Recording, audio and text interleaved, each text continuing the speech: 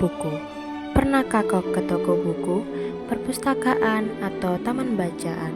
Tidakkah kau merasa istimewa ketika berada di dalamnya?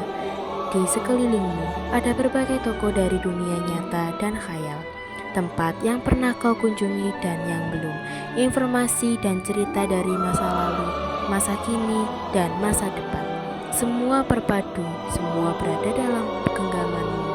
Saat berada di antara buku, tidakkah kau merasa menjadi raja dan ratu? Ruang dan waktu seolah menyentuh tanpa batas. Kau bisa terbang, melintasi sekat negara dan melewati berbagai zaman. Kau bisa menyelam ke dalam samudra, melayang di angkasa, bercanda dengan aneka satwa, dan berkelana di tengah padatnya kota, juga di rimba raya. Kau tahu, buku adalah jendela dunia, kunci pengetahuan, dan pintu wawasan. Muhammad Hatta, sang proklamator, berkata, "Aku rela dipenjara asalkan bersama buku, karena dengan buku aku bebas melalui buku. Manusia terbebas dari ketidaktahuan. Tempat-tempat yang dipenuhi buku adalah sarapan berkembangannya pengetahuan dan wawasan." Apa jadinya jika kota tanpa buku? Pantaskah dia disebut kota?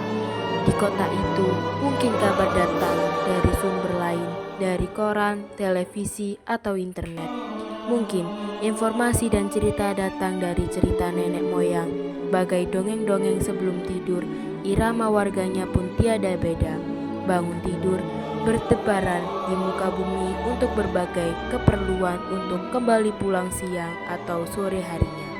Setelah itu, mereka berangkat tidur dan memulai lagi hari berikutnya. Semua serupa di kota itu. Mungkin ada bangun bernama perpustakaan. Di dalamnya, buku-buku berderet dalam rak yang tak terjemah.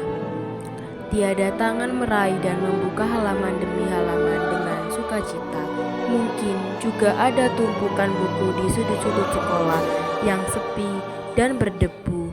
Jangan dikunjungi, jarang dibaca. Buku-buku ini sana teronggok tanpa nyawa.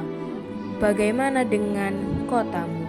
Mungkin kau tinggal di tengah kota yang megah, atau di gang sempit di desa terpencil, di sisi pasisir, atau di kaki gunung.